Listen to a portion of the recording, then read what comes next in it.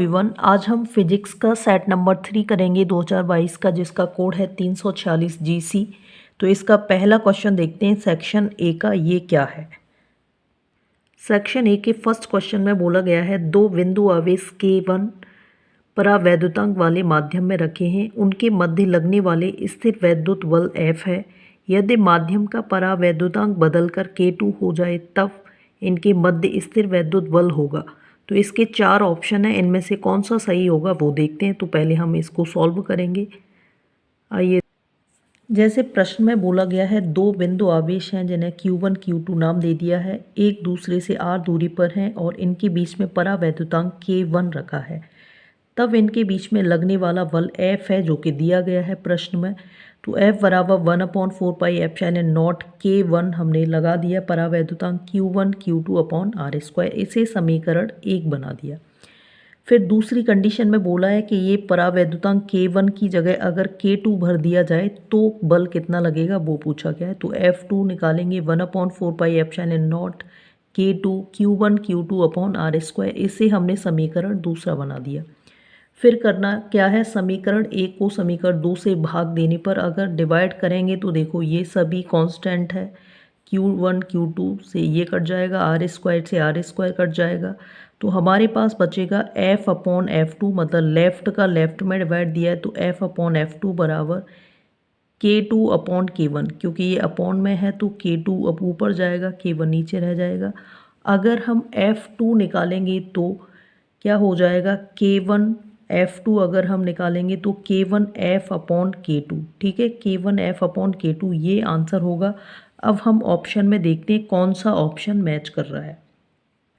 तो इसमें हमारा तीसरा ऑप्शन सही है जिसमें K1 अपॉन K2 F दिया गया है, तो इसका थर्ड ऑप्शन करेक्ट होगा। अब दूसरा क्वेश्चन देखते हैं वो क्या है।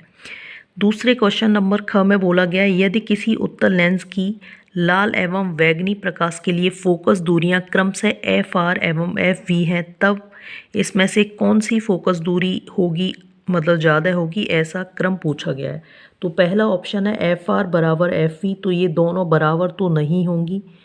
फिर दूसरा ऑप्शन है FR ज़्यादा है FV से, मतलब लाल रंग की फोकस दूरी है वो बैंगनी रंग की फोकस दूरी से अधिक है। तीसरा ऑप्शन है बैंगनी रंग की फोकस दूरी अधिक है लाल रंग से। और चौथा है FV ज़्यादा, मतलब लगभग है। तो इसमें करेक्ट ऑप्शन होगा वो सेकंड ऑप्शन होगा। हमें पता होना चाहिए कि जिसका अपवर्तनांक ज़्यादा होता है उसकी फोकस दूरी कम होती है। तो लाल रंग का अपवर्तनांक सबसे कम है जबकि बैंगनी रंग का अपवर्तनांक सबसे अधिक है, इसलिए लाल रंग की फोकस दूरी बैंगनी रंग से अधिक होगी। तो इसका आंसर सेकंड सही होगा। हमें पता होना चाहिए अपवर्तनांक बढ़ने पर फोकस दूरी क्या हो जाती है, कम हो जाती है। तो इसका आंसर क्या होगा, FR ग्रेटर देन FB। अब हम आगे क्वेश्चन देखते हैं नेक्स्ट क्या है। आगे प्रश्न नंबर ग है, इसमें पूछा है वैद्युत चुम्बकीय तरंगों के बीच वैद्युत एवं चुम्बकीय क्षेत्र सदिशों में कालांतर होता है। तो वैद्युत तथा चुम्बकीय क्षेत्र वैद्युत चुम्बकीय तरंगों में एक दूसरे के लंबवत होते हैं, ये हमें पता होना चाहिए। लेकिन इनमें कलांतर अगर पूछा जाए तो कलांतर शून्य होता है। कलांतर क्या होता है, दो तरंगों के बीच कलाओं का अंतर। तो यहाँ पर कलांतर शून्य होगा और इसे हम ग्राफ के द्वारा समझते हैं। जैसे विद्युत चुम्बकीय तरंगों का ये ग्राफ है, यहाँ पर क्या हो रहा है कि चुम्बकीय क्षेत्र वैद्युत क्षेत्र एक दूसरे के लंबवत हैं, लेकिन इनकी कलाओं का अंतर शून्य शून्य है। क्योंकि जब वैद्युत क्षेत्र अधिकतम है तब चुम्बकीय क्षेत्र भी अधिकतम है, और जब चुम्बकीय क्षेत्र न्यूनतम है तो वैद्युत क्षेत्र भी न्यूनतम है। तो हमें याद रखना है कि वैद्युत तथा चुम्बकीय क्षेत्र परस्पर लंबवत होते हैं, लेकिन इनकी कलाओं के बीच अंतर कितना होता है, शून्य होता है। तो ये इंपॉर्टेंट क्वेश्चन है, इसको ध्यान रखना। वैद्युत तथा चुम्बकीय क्षेत्र के बीच कलांतर कितना होता है, शून्य होता है। अब आगे प्रश्न देखते हैं, क्वेश्चन नंबर घ। आगे प्रश्न नंबर घ है, इसमें पूछा है किसी धातु से प्रकाश इलेक्ट्रॉन के उत्सर्जन हेतु आवश्यक प्रकाश की तरंग दैर्घ्य 2000 एंगस्ट्रॉन है। 1000 एंगस्ट्रॉन का विकिरण आपतित होने पर उत्सर्जित प्रकाश इलेक्ट्रॉनों की गतिज ऊर्जा होगी। ठीक है, इसमें क्या पूछा है कि किसी धातु से प्रकाश इलेक्ट्रॉन उत्सर्जन हेतु आवश्यक प्रकाश की तरंग दैर्घ्य 2000 है एंगस्ट्रॉन है। 1000 एंगस्ट्रॉन का विकिरण आपतित होने पर उत्सर्जित प्रकाश इलेक्ट्रॉनों की गतिज ऊर्जा होगी। तो हमें इसका करेक्ट और आंसर देखना है। प्रश्न में दिया है कि धातु पृष्ठ से इलेक्ट्रॉन उत्सर्जन हेतु तरंगदैर्घ्य 2000 एंगस्ट्रॉन है। अगर हम इससे कम तरंगदैर्घ्य का प्रकाश डालेंगे तो इलेक्ट्रॉन का उत्सर्जन नहीं होगा, अतः ये दहली तरंगदैर्घ्य है। ठीक है, इसे हम लैम्डा 0 भी कह सकते हैं। ये कौन सी तरंगदैर्घ्य है? दहली तरंगदैर्घ्य है, इसे हम लैम्डा 0 कह सकते हैं। एंगस्ट्रॉन को हमने मीटर में बदल दिया है, जो कितना हो गया 2 × 10⁻⁻7 मीटर हो गया। हमें फॉर्मूला पता है, हमें आइंस्टीन की समीकरण द्वारा, क्योंकि फोटोन की जो ऊर्जा है वो W + K के बराबर होती है, मतलब कार्यफलन और W के बराबर। तो यहाँ से हम पहले W निकाल लेंगे। W बराबर hc/λ0 हो जाएगा, क्योंकि W बराबर हमने h न्यू पढ़ा है, न्यू नॉट की जगह हमने c/λ0 रख दिया है। तो यहाँ पर c का मान 3 × 10⁸ है और h का मान 6.6 × 10⁻34 है। लैम्डा नॉट का मान हम 2 × 10⁻7 लगा देंगे। फिर इसे सॉल्व इन दोनों का गुणा करेंगे तो हमें 19.8 × 10⁻26 मिल जाएगा। 34 में से अगर 8 घटाते हैं तो 26 बचता है। नीचे 2 × 10⁻7 है। 2 का हम इसमें अगर डिवाइड करेंगे तो 9.9 × 10⁻19 हो जाएगा, क्योंकि 7 ऊपर जाते ही प्लस का हो जाएगा। 26 में से 7 को घटा देंगे तो कितना बचेगा? -19 बचेगा।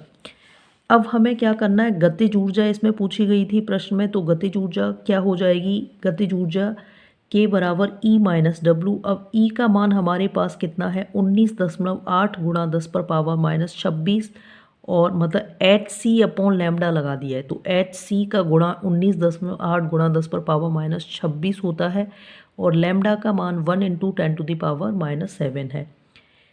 यहाँ पर W का मान ये दिया गया है पहले से, तो 19.8 × 10⁻19 बचेगा, क्योंकि देखो ये 7 है वो ऊपर जाएगा तो ये हो जाएगा प्लस का, और इस तरह से माइनस की 19 घात बचेगी। यहाँ पहले से 9.9 × 10⁻19 जो कि कार्यफलन है वो दिया गया है।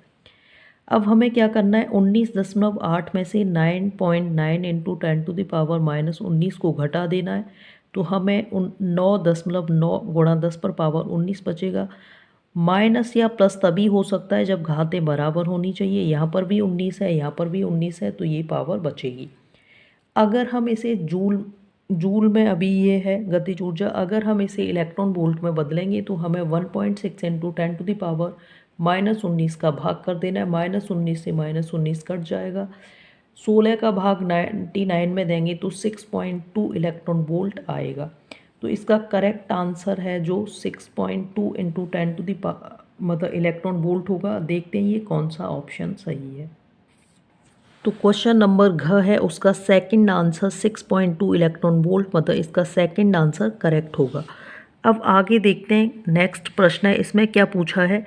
एल लंबाई के तार में I एम्पियर की धारा प्रवाहित है। तार B वेबर प्रति मीटर स्क्वायर चुंबकीय क्षेत्र से 30 डिग्री पर झुका है। तार पर चुंबकीय क्षेत्र के कारण लगने वाला बल का मान क्या होगा? ठीक है, तो बल का मान इसमें पूछा गया है और वो किस तरह से ज्ञात होगा वो देखते हैं। प्रश्न में लगने वाला बल पूछा गया है। एल लंबाई की तार में I एम्पियर की धारा प्रवाहित हो रही है, तो तार 30 डिग्री के कोण पर झुका है, तब हमें चुंबकीय बल ज्ञात करना है। बल का फॉर्मूला होता है F = IBL। अब यहाँ पर IBL तो इतना ही रहने देंगे, लेकिन साइन थीटा की वैल्यू दे रखी है तो हमने साइन 30 लगा दिया है। साइन 30 का मान 1/2 होता है, तो हमें आंसर मिल जाएगा IBL/2। तो ये जो भी जिस ऑप्शन में भी होगा वो आंसर करेक्ट होगा, क्योंकि हमारा आंसर आ रहा है F = IBL/2। अब ये देखते हैं कौन सा ऑप्शन ठीक है। तो इस प्रश्न में जो आंसर दिया गया है, आंसर ए हमारे पास IBL है, आंसर बी है IBL/2, तो यही आंसर इसका करेक्ट होगा, क्योंकि हमारा आंसर कितना आ रहा है F = IBL/2।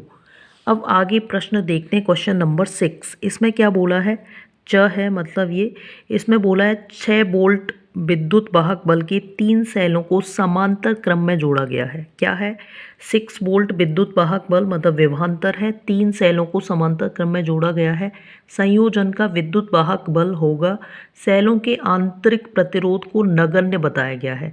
तब ये क्वेश्चन कैसे सॉल्व होगा वो हम देखते हैं। जैसे प्रश्न में दिया है कि 3 सेलें हैं जिनमें 6 वोल्ट विद्युत वाहक बल है, इन्हें श्रेणी क्रम में जोड़ा गया है, तो वो समांतर क्रम में जोड़ा गया है, तो विद्युत वाहक बल कितना होगा? हमें पता होना चाहिए कि समांतर क्रम में विभव का मान समान होता है जबकि धारा का मान अलग अलग होगा। तो ये हमें पता होना चाहिए। विभव का मान यहाँ पर क्या है? समान। इस तरह से प्रत्येक सेल में विद्युत वाहक बल का मान 6 वोल्ट ही होगा, तो इसका आंसर कितना हो जाएगा? 6 वोल्ट। ये जिस भी ऑप्शन में ठीक है वो आंसर करेक्ट होगा। हमें पता होना चाहिए कि समांतर क्रम में विभव का मान क्या होता है? समान होता है। तो इस तरह से इसमें आंसर दे रखे हैं 3 वोल्ट, 2 वोल्ट, 4 वोल्ट और 6 वोल्ट। तो इस हमारा आंसर कौन सा करेक्ट होगा? 6 वोल्ट होगा, क्योंकि हमें पता है समांतर क्रम में विभव का मान क्या होता है? क्या होता है? समान होता है। अब हम देखेंगे खंड ब, इसमें कौन कौन से प्रश्न हैं वो देखते हैं।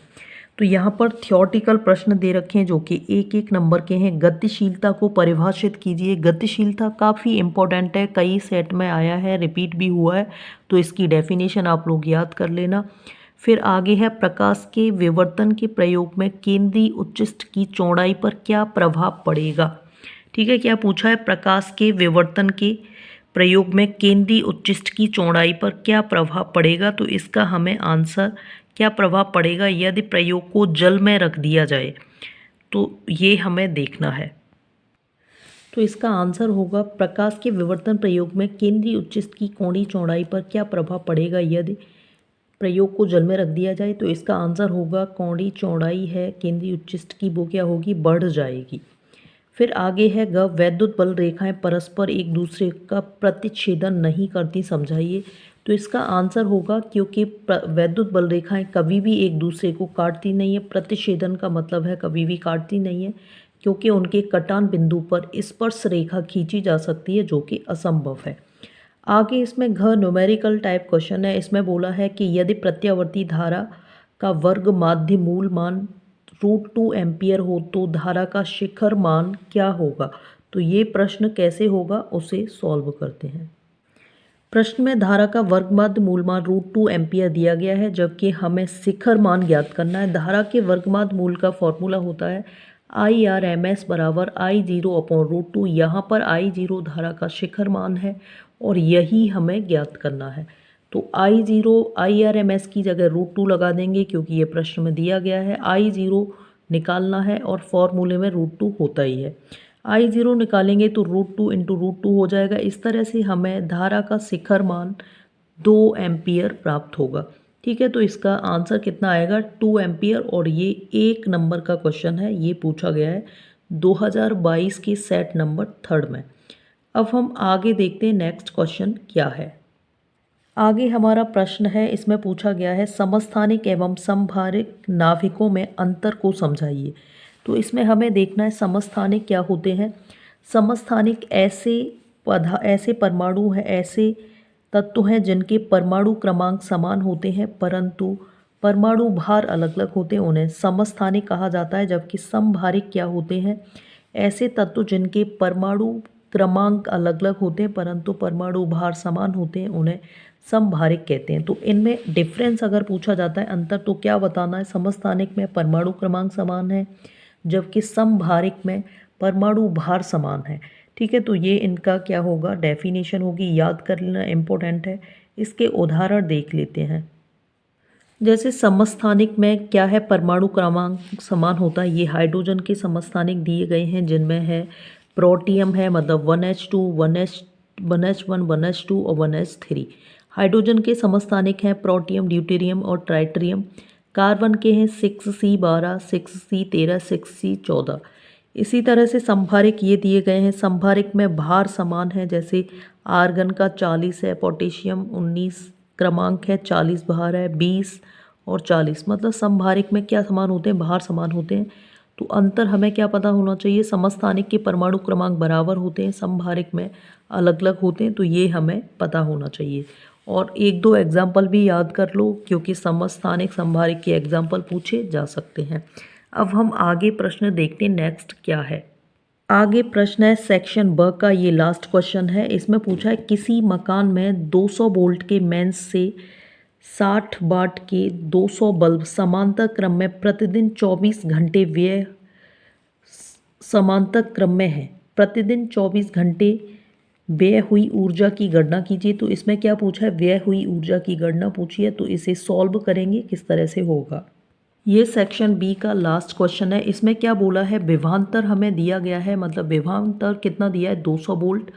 पावर मतलब क्षमता इसमें दी गई है, मेंस से जोड़ा गया 60 वाट है ये, और इसे कैपिटल डब्ल्यू इस तरह से लिख सकते हैं। बल्बों की संख्या कितनी है, 200 है। टाइम 24 घंटे दिया है।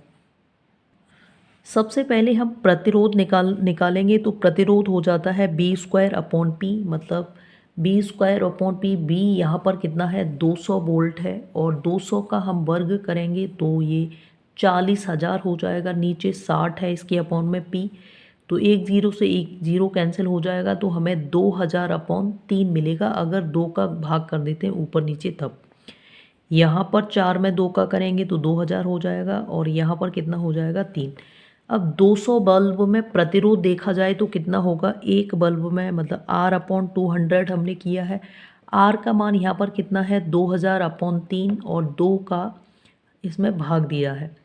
200 का भाग दिया है, तो 2 जीरो से 2 जीरो कैंसिल हो जाएंगे। यहाँ पर बचा 20 अपॉन 3 इंटू 2 6 हो जाएगा। 2 का डिवाइड करेंगे तो 10 अपॉन 3 हो जाएगा, मतलब एक बल्ब में ये निकाल लिया है हमने। अब ऊर्जा का फॉर्मूला क्या होता है, E बराबर VIT। B यहाँ पर विभव है। I का मान अगर हम I बराबर हमने पढ़ा है, क्योंकि I बराबर क्या होता है, V अपॉन R। I बराबर V अपॉन R होता है। ये अगर मान यहाँ लगाएंगे तो हमें formula B square upon R और इंटू में T मिल जाएगा। B स्क्वायर का मान हमने 200 लगा दिया है, जो कि दिया है प्रश्न में। R का मान 10/3 लगा दिया है, जो कि यहाँ से मिला है, ठीक है, 10/3 मिला है। और समय कितना है, 24 घंटा है। तो एक जीरो से एक जीरो कट गया, इस तरह से है। यहाँ 4000 बचेगा। 4 इंटू 12 का गुणा करेंगे तो 4 इंटू 3 का गुणा करेंगे तो हमें 12 मिल जाएगा। 12 का गुणा 24 में करना है तो इतना मिलेगा, ठीक है। ये मिलेगा इकाई, दहाई, सैकड़ा, हज़ार, 10,000, लाख। तो हमें 2,88,000 WH वाट मिल रहा है। इसे अगर हम किलो वाट में बदलेंगे तो 3 जीरो हैं, ये 1 किलो में आ जाएंगे। इनकी जगह के लिख दिया है, तो 288 kWh इतनी क्षमता हमें विद्युत ऊर्जा व्यय होगी 24 घंटे में प्रतिदिन, ठीक है। कितनी होगी, 288 kWh। तो एक बार मैं इस प्रश्न को पूरा दिखा देती हूँ। इस तरह से ये तुम्हें सॉल्व करना है, ठीक है। आगे देखते हैं नेक्स्ट प्रश्न क्या है। अब हम देखते हैं खंड स। इसका पहला प्रश्न है, थियोरटिकल है। पीएन संधि डायोड के अवक्षय परत तथा विभव प्राचीन पर पश्च अविनत प्रभाव पड़ता है। तो यहाँ पर तुम्हें याद करना है कि जब पीएन संधि डायोड अवक्षय परत होती है, अगर डायोड पश्च दिशिक होता है तो अवक्षय परत का मान बढ़ जाता है। ये आप लोगों को पता होना चाहिए। 2 मार्क्स में इस तरह के क्वेश्चन आते हैं। फिर आगे बोला है प्रकाश वैद्युत प्रभाव के नियम का उल्लेख कीजिए। प्रकाश वैद्युत प्रभाव के 4 जो नियम लिखा है उनको याद कर लेना। जैसे ही प्रकाश किसी धातु पृष्ठ पर गिरता है तो उससे इलेक्ट्रॉन उत्सर्जित होने लगते हैं, इसे प्रकाश वैद्युत प्रभाव कहते हैं। दूसरा है कि प्रकाश अगर एक न्यूनतम आवृत्ति से कम है तो इलेक्ट्रॉन निकलेंगे नहीं, इस न्यूनतम आवृत्ति को दहली आवृत्ति कहते हैं। प्रकाश इलेक्ट्रॉन की तीव्रता है, प्रकाश इलेक्ट्रॉन उत्सर्जन की दर के बराबर अनुक्रमानुपाती होती है। और इलेक्ट्रॉन की जो गतिज ऊर्जा है वो आवृत्ति बढ़ाने पर बढ़ती है। और जैसे ही प्रकाश किसी पृष्ठ पर गिरता है तो उससे तुरंत इलेक्ट्रॉन निकलते हैं, मतलब कोई समय पश्चाता नहीं होती। ये पॉइंट्स हैं तो इसके याद कर लेना। आगे ग क्वेश्चन है, इसमें बोला गया है किसी परमाणु में इलेक्ट्रॉन 0.7 एंगस्ट्रॉन त्रिज्या की कक्षा में 6.6 इंटू 10⁴ मीटर प्रति सेकंड की चाल से गति कर रहा है। कक्षा में तुल्य धारा ज्ञात कीजिए, ठीक है। क्या ज्ञात करना है, कक्षा में तुल्य धारा हमें ज्ञात करनी है। किस तरह से ज्ञात की जाएगी। प्रश्न में R का मान 0.7 एंगस्ट्रॉन दिया है। इसे अगर हम मीटर में बदलेंगे तो 0.7 एंगस्ट्रॉन की जगह 10⁻10 मीटर आ जाएगा। V इसमें दिया गया है 6.6 इंटू 10⁻4 मीटर प्रति सेकंड। इसमें बोला है कि इलेक्ट्रॉन 0.7 एंगस्ट्रॉन त्रिज्या के वृत्तीय पथ पर गति कर रहा है। तब हमें धारा पूछी है। धारा बराबर होता है Q/T। Q इलेक्ट्रॉन का हमने लगा दिया है, E/T हो जाएगा क्योंकि इलेक्ट्रॉन रोटेट कर रहा है। अब टाइम क्या होता है, T बराबर हमने पढ़ा है दूरी बटे चाल। तो दूरी वृत्त पर घूम रहा है तो कितना हो जाएगा 2πr, और चाल कितनी है v। तो ये अगर यहाँ पर लगाएंगे 2πr/v तो ये वाला b है वो ऊपर आ जाएगा। मतलब फॉर्मूला इस तरह से बनेगा, I बराबर EV/2πr। E का मान 1.6 इंटू 10⁻⁻19 रख दिया है। V का मान दिया गया है 6.6 इंटू 10⁻4। अब यहाँ पर 2 हमने ये लगा दिया है। पाई का मान यहाँ 22/7 लगा दिया है क्योंकि 66 आसानी से कट जाएगा। इंटू R का मान यहाँ पर कितना दिया है 0.7 इंटू 10⁻−10। 22 से 66 3 बार कट गया है। देखो इसके पॉइंट है, इससे हमने ये वाला पॉइंट हटा दिया है पहले से ही। 7 है, 7 से ये वाला 7 कट जाएगा।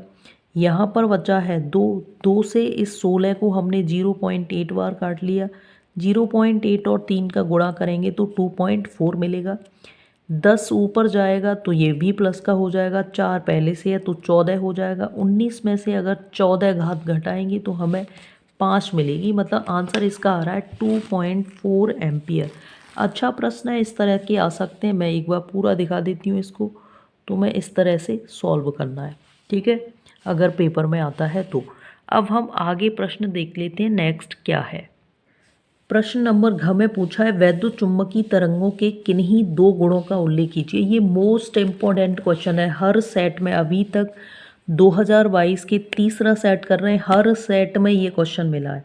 विद्युत चुम्बकीय तरंगों के 2 गुणों का उल्लेख कीजिए। 25 मेगाहर्ट्ज की विद्युत चुम्बकीय तरंग एक्स दिशा में संचरित हो रही है। किसी बिंदु पर वैद्युत क्षेत्र का सदिश 6.3 जे कैप है मीटर है। इस बिंदु पर चुंबकीय क्षेत्र B का मान ज्ञात कीजिए। ठीक है, क्या पूछा गया है, चुंबकीय क्षेत्र B का मान ज्ञात पूछा गया है। तो वैद्युत चुंबकीय तरंगें क्या होती हैं ये तुम लोगों को पता होना चाहिए। वैद्युत चुंबकीय तरंगों में वैद्युत वेक्टर होते हैं। वैद्युत क्षेत्र चुंबकीय क्षेत्र परस्पर एक दूसरे के लंबवत होते हैं और इनमें प्रकाश की चाल से चलती है। मतलब प्रकाश में जो गुण हैं वो वैद्युत चुंबकीय तरंगों में भी उपस्थित हैं। अब यहाँ पर तुम्हें किस तरह से इस क्वेश्चन को सॉल्व करना है वो देखना है। प्रश्न में आवृत्ति का मान दिया है 25 मेगाहर्ट्ज, जिसकी कोई ज़रूरत होगी नहीं इस क्वेश्चन में। फिर आगे ई का मान दिया है 6.3 जे कैप। अब हमें पता है अगर चुंबकीय क्षेत्र निकालेंगे तो चुंबकीय क्षेत्र B बराबर होता है E/C। ई का मान 6.3 है और C का मान 3 इंटू 10⁸ है। 3 का अगर हम इसमें डिवाइड करेंगे तो 2.1 इंटू 10⁻⁻8 के कैप इसका आंसर हो जाएगा। हमें चुंबकीय क्षेत्र का आयाम कितना मिलेगा 2.1 इंटू 10⁸ के कैप। अब हम आगे प्रश्न देखते हैं क्या होगा। आगे प्रश्न है किसी गोलीय पृष्ठ से अपवर्तन का सूत्र निगमन कीजिए। तो इसमें जो फॉर्मूला डेरिवेशन है काफ़ी इम्पोर्टेंट डेरिवेशन है। गोली अवतल पृष्ठ से प्रकाश के अपवर्तन का सूत्र हमें निगमन करना है। इसका फॉर्मूला आता है n/v - 1/u बराबर n - 1/r। तो ये वाला फॉर्मूला तुम्हें देखना है। इसकी डेरिवेशन है वो मैं बहुत जल्द ही यूट्यूब चैनल पर अपलोड कर दूंगी। जिन बच्चों को नहीं आती है ये वहाँ से देख लेना। वैसे तो मैं थ्योरी में कराई होगी पहले। अब आगे देखते हैं क्वेश्चन नंबर ख, सेक्शन द है उसका क्वेश्चन नंबर ख। इसमें पूछा गया है किसी चालक की वैद्युत धारिता से क्या अभिप्राय है। ठीक है, यहाँ पर धारिता पूछी गई है। इसमें थ्योरेटिकल क्वेश्चन है ये 2 नंबर का। और फिर आगे दिया है दिए गए चित्र में A एवं B के बीच तुल्य धारिता 2 माइक्रोकूलम है। तो संधारित्र C की धारिता क्या होगी ये हमें ज्ञात करनी है। तो ये सर के परिपथ वाला क्वेश्चन है, किस तरह से होगा वो हम देखते हैं। परिपथ जैसा कि तुम्हें दिखाई दे रहा होगा, परिपथ दिया है, यहाँ पर धारिता है और यहाँ 4 और 2 माइक्रोफैरड है, यहाँ माइक्रोफैरड है। टोटल इस परिपथ की धारिता 2 माइक्रोफैरड दी गई है। तो हमें क्या ज्ञात करना है, सी ज्ञात करना है। सी की धारिता कितनी होगी, तो ये किस तरह से होगा वो देखते हैं। इस प्रश्न में क्या करना है, जो सबसे छोटा सर्किट होता है पहले उसे सॉल्व करना होता है। तो इसे ध्यान से देखो, ये एक संधारित्र है, इसकी पहली भुजा इधर जुड़ी हुई है और दूसरी भुजा इधर जुड़ी हुई है। इसी तरह से दूसरा संधारित्र है, इसकी दूसरी भुजा इधर, पहली भुजा इधर। तो हमें अगर इस तरह की कंडीशन मिलती है, ये दोनों समांतर क्रम में है, ठीक है। कैसे क्रम में है, समांतर क्रम में है। तो पहले हम 2 माइक्रोफैरड तथा 2 माइक्रोफैरड को समांतर क्रम में जोड़ेंगे। धारिता के समांतर क्रम का फॉर्मूला होता है C1 + C2, जबकि प्रतिरोध में 1/R1 बराबर 1/R2 इस तरह से है। तो यहाँ पर हमने 2 + 2 4 माइक्रोफैरड हो गया। अब हमें इस वाली लाइन में, ठीक है, इस वाली लाइन में 4 माइक्रोफैरड मिल जाएगा। वो इसके साथ श्रेणी क्रम में होगा, ठीक है, क्योंकि यहाँ इसकी पर तुल्य धारिता मिल जाएगी। तो ये इसके साथ कैसे होगी, श्रेणी क्रम में होगी। फिर हमने क्या किया है, 4 माइक्रोफैरड तथा 4 माइक्रोफैरड श्रेणी क्रम में जोड़ने पर मैंने ये वाला और ये वाला बताया था कि श्रेणी क्रम में होगा जब इन दोनों का टोटल 4 आ जाएगा। तो श्रेणी क्रम में जोड़ा है तो 1/4 + 1/4 मतलब 2/4 मिल जाएगा। सी इक्विवेलेंट हमें कितना मिलेगा, 4/2 मतलब 2 माइक्रोफैरड, ठीक है, ये मिल जाएगा। अब हमें इस वाली पूरी लाइन पर 2 माइक्रोफैरड मिल गया है। देखो यहाँ से पूरा यहाँ तक कितना है, 2 माइक्रोफैरड। अब ये वाला जो दूसरा सिरा है, यहाँ से यहाँ तक पूरा 2 माइक्रोफैरड है। तो यहाँ जो टोटल मिला है और ये एक दूसरे के समांतर क्रम में है। समांतर क्रम में हमने फिर से जोड़ा है 2 माइक्रोफैरड तथा 2 माइक्रोफैरड समांतर क्रम में जोड़ने पर कितना आएगा, 4 माइक्रोफैरड। 4 माइक्रोफैरड हमें पूरा मिल जाएगा। अब हमें क्या पता है, अब हमें पता है कि इस वाली लाइन पूरा यहाँ से यहाँ तक हमें 4 माइक्रोफैरड मिल गया है। टोटल धारिता हमारे पास कितनी है, 1/2 मतलब 2 थी, उसे हमने 1/2 में लिख लिया है क्योंकि ये श्रेणी क्रम में जुड़े हुए हैं। यहाँ पर 1/c कर दिया प्लस 1/4। सी को यहीं रहने देंगे। इसे अगर हम इधर पक्षांतर करते हैं तो ये माइनस का 1/4 हो जाएगा। 4 हमने एलसीएम ले लिया है तो 2 - 1 आएगा। 2 में से 1 घटाएंगे तो 1 बचेगा, क्रॉस मल्टीप्लाई कर देंगे तो हमें आंसर कितना मिलेगा, 4 माइक्रोफैरड। एक बार मैं इस पूरे प्रश्न को तुम्हें दिखा देती हूँ। इम्पॉर्टेंट प्रश्न है ये, पेपर में मिल जाएगा तुम्हें, तो तुम्हें ये तैयार कर लेना चाहिए। आगे अब देखते हैं क्या पूछा गया है। आगे प्रश्न है, एक लंबी प्रणालिका की स्वप्रेरकत्व का सूत्र स्थापित कीजिए। ये इंपॉर्टेंट प्रश्न है। स्वप्रेरकत्व का सूत्र ज्ञात करना है तो इसकी डेरिवेशन तुम लोगों को करना आनी चाहिए। आगे फिर है, प्रकाश उत्सर्जक डायोड क्या है, इसका प्रतीक चिन्ह बनाइए, इसकी कार्यविधि संक्षिप्त विवरण दीजिए। ठीक है, ये पूछा है, पर अब ये हमारे सिलेबस में है नहीं तो इसे छोड़ देना है। फिर आगे क्वेश्चन है, इसमें पूछा है, किसी अपवर्ती दूरदर्शी द्वारा किसी दूरस्थ वस्तु का प्रतिबिंब अनंत पर बनना उपयुक्त किरण आरेख द्वारा समझाइए। तो ये 5 इस तरह के डायग्राम हैं जिनमें से 3 नंबर में तुम्हें 1 मिलेगा, उनको सीख लो। यदि किसी दूरदर्शी के अविदृश्यक लेंस तथा नेत्रिका लेंस की फोकस दूरियां 250 तथा 5 सेंटीमीटर हैं, तब दूरदर्शी की आवर्धन क्षमता एवं नेत्रिका की आवर्धन क्षमता तथा नेत्रिका एवं अभिदृश्यक के बीच की दूरी ज्ञात कीजिए। जब प्रतिबिंब अनंत पर बनता है तो दूरदर्शी की आवर्धन क्षमता का हमें सूत्र पता होना चाहिए, उसी से हम ज्ञात कर सकते हैं। तो जब प्रतिबिंब अनंत पर बनता है तो सूक्ष्मदर्शी की आवर्धन क्षमता मतलब दूरदर्शी की आवर्धन क्षमता का सूत्र होता है, दूरदर्शी की बात हो रही है इसमें, तो दूरदर्शी की आवर्धन क्षमता का सूत्र होता है -F0/FE। ठीक है, ये सूत्र होता है। तो इसको कैसे सॉल्व करेंगे वो देखते हैं। ऐसा प्रश्न में दिया है कि अविदृश्यक लेंस की फोकस दूरी 250 सेंटीमीटर है। अविदृश्यक की फोकस दूरी को FO बोलते हैं, मतलब ऑब्जेक्टिव लेंस है वो।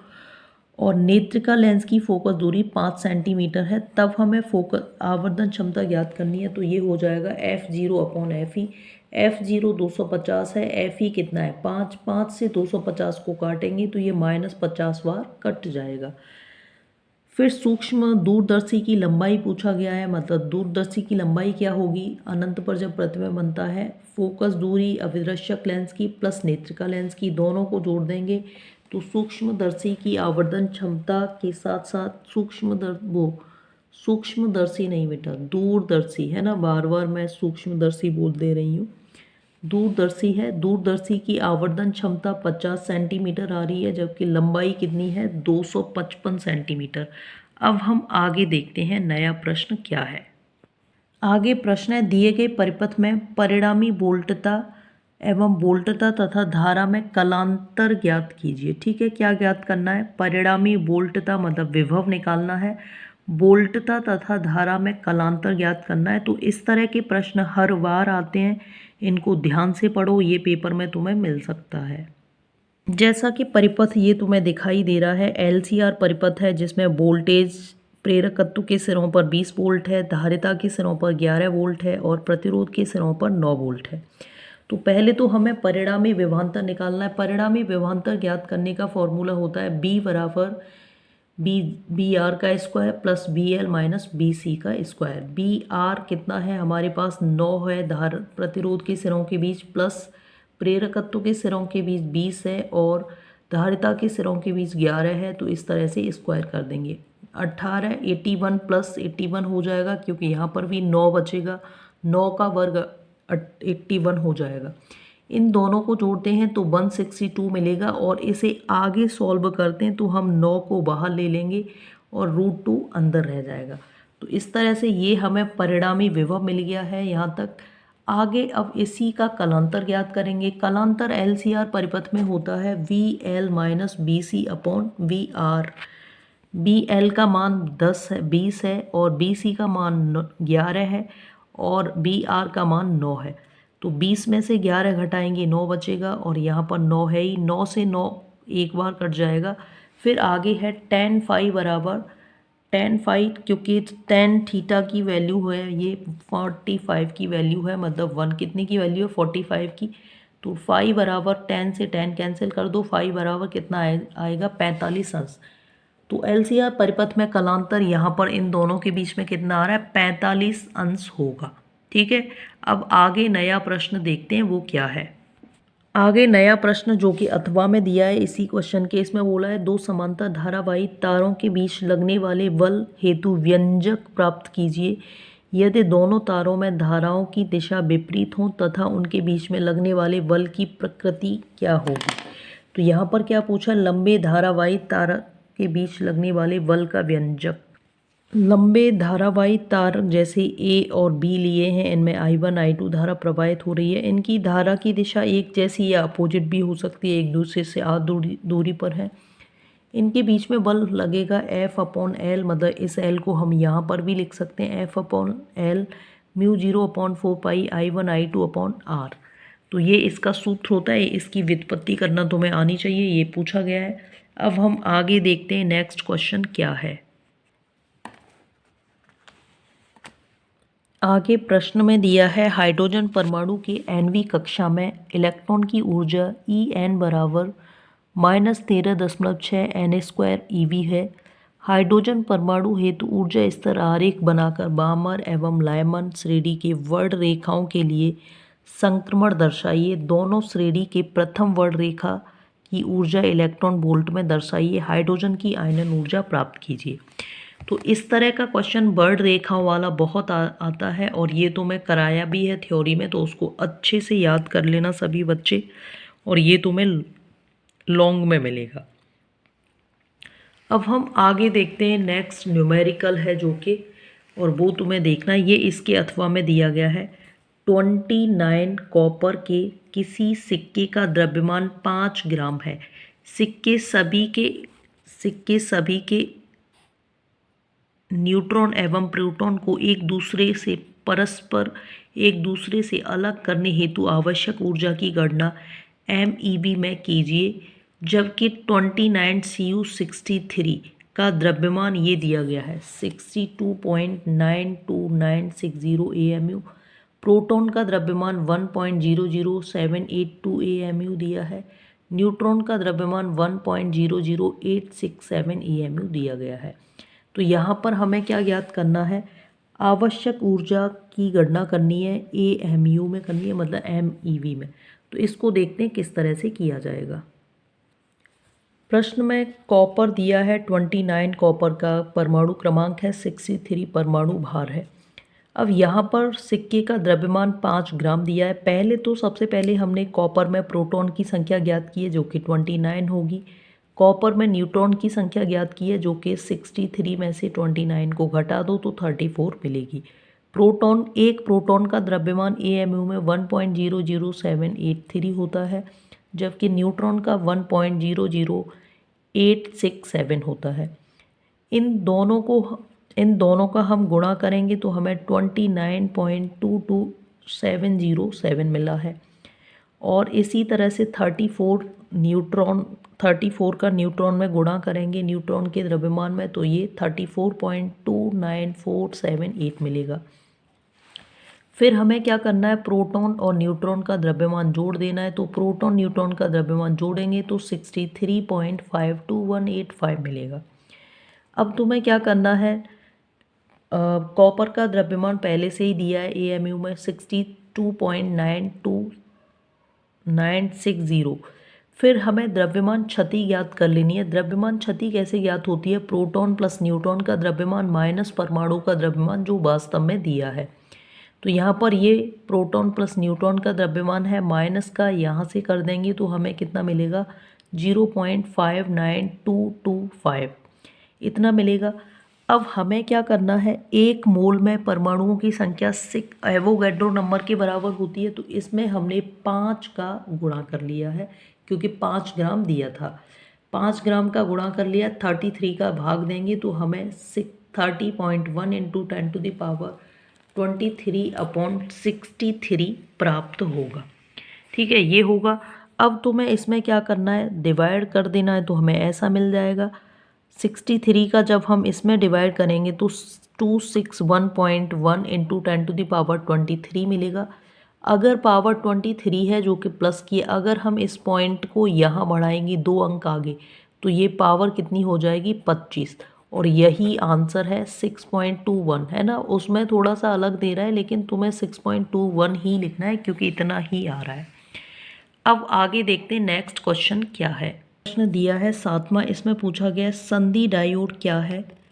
PN संधि के अग्र अभिनत और पश्च अभिनत हेतु वांछित परिपथ बनाइए तथा दोनों स्थितियों में अभिलक्षणिक वक्र भी दर्शाइए। दिए गए परिपथ में अमीटर A1 एवं A2 के पाठ्यांक क्या होंगे, तो ये हमें बताना है। अब ये किस तरह के क्वेश्चन है, इसमें तुम्हें देखना है संधि डायोड पहले क्या होता है। जब P टाइप और N टाइप क्रिस्टल को आपस में मिलाते हैं तो PN संधि बनती है, ये तुम लोगों को पता होना चाहिए। इसी के द्वारा डायोड बनते हैं। अग्र अभिनत पश्च अभिनत क्या होता है, जब PN संधि डायोड का P सिरा पॉजिटिव से N सिरा नेगेटिव से जुड़ा होता है तो परिपथ अग्र अभिनत होता है और इस कंडीशन में धारा अधिकतम होती है जबकि प्रतिरोध कैसा होता है, न्यूनतम होता है। लेकिन जब PN संधि डायोड का P सिरा नेगेटिव से तथा N सिरा पॉजिटिव से जुड़ा होता है तो अभिनत कैसी होती है, पश्च अभिनत, और ऐसी स्थिति में प्रतिरोध अधिकतम होता है। ये आप लोगों को पता होना चाहिए। अब इनके वक्र बनाने, तो इसमें हम बता देंगे कि जो A1 है उसका मान अधिकतम होगा, A2 का मान क्या होगा, 0, क्योंकि इसमें एक का मान अधिकतम, एक का 0 होगा, क्योंकि एक स्थिति में अग्र अभिनत में है और एक में कैसा है, पश्च अभिनत में। अब हम आगे प्रश्न देखते हैं क्या होगा। आगे ये मोस्ट इम्पोर्टेंट क्वेश्चन है, इसमें पूछा है द्रव्य तरंगें क्या हैं। डी ब्रोगली तरंग दैर्घ्य का सूत्र लिखिए। सिद्ध कीजिए कि विद्युत चुम्बकीय विकिरण हेतु तरंग दैर्घ्य संगत फोटोन के डी ब्रोगली तरंग दैर्घ्य के बराबर होती है। तो ये इम्पोर्टेंट प्रश्न है, ये तुम लोगों को आना चाहिए, इसको याद कर लेना, कराया भी है। फिर आगे 8वां प्रश्न है, संपर्क में रखे दो पतले लेंसों के संयोजन की फोकस दूरी ज्ञात कीजिए।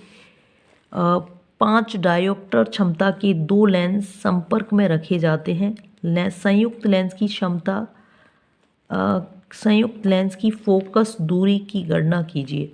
तो ये प्रश्न है। फिर आगे हाइगेंस के द्वितीयक तरंगिकाओं के सिद्धांत की व्याख्या कीजिए। तो इससे पहले हम ये क्वेश्चन कर लेते हैं, इसमें क्या पूछा है। जैसा कि प्रश्न में दिया है, दो लेंस हैं, मतलब एक अलग अलग क्षमताएं दे रखी हैं। एक की 5 डायोप्टर है, एक की -2 डायोप्टर है। जिसकी क्षमता पॉजिटिव है वो उत्तल लेंस होगा, जिसकी क्षमता नेगेटिव है वो अवतल लेंस होगा। हम वैसे तो इन दोनों क्षमताओं को जोड़ेंगे तब संयुक्त लेंस की क्षमता निकलेगी, लेकिन साइन नेगेटिव है तो ये आपस में माइनस हो जाएगा।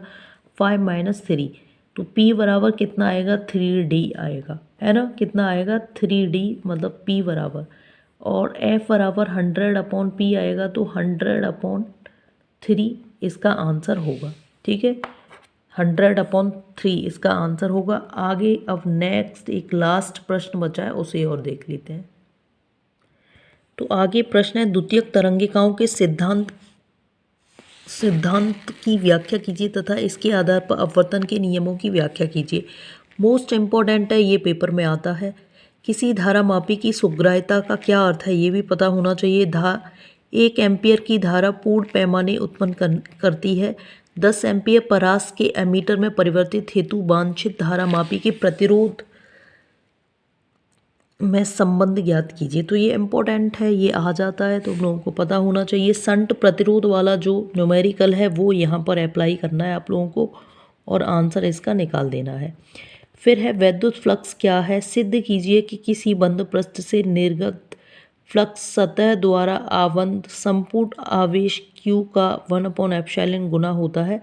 मतलब यहाँ पर क्या पूछा है बेटा, यहाँ पर ये इस तरह से लिख दिया है, मतलब ये गॉस की प्रमेय पूछी गई है। गॉस की प्रमेय तुम्हें सिद्ध करनी है। और फिर इसमें एक क्वेश्चन दिया है, E बराबर 14I cap plus 3J cap plus 5K cap. ए यहाँ पर कितना दिया है, 4J कैप।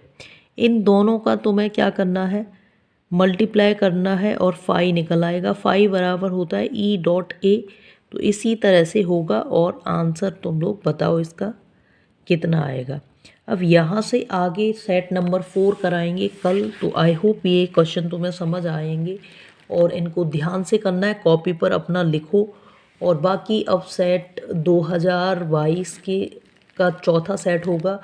और बाकी तुम्हें केमिस्ट्री की क्लासें मिल ही रही हैं, लाइव क्लास, तो रिवीजन करो काफ़ी अच्छे से और अच्छे मार्क्स लेके आओगे। Revision is most important, revision बहुत ज़्यादा ज़रूरी है। रिवीजन नहीं करोगे तो याद नहीं कर पाओगे, चीज़ें याद नहीं रहेंगी। तो रिवीजन डेली करो, ठीक है। तो बाकी का कल पढ़ाएंगे, और जो भी तुम्हें कोई डाउट हो उसका वो कमेंट बॉक्स में लिख के बताना कि हमें इस चीज़ में डाउट है, मैं उसका आंसर दूंगी आप लोगों को।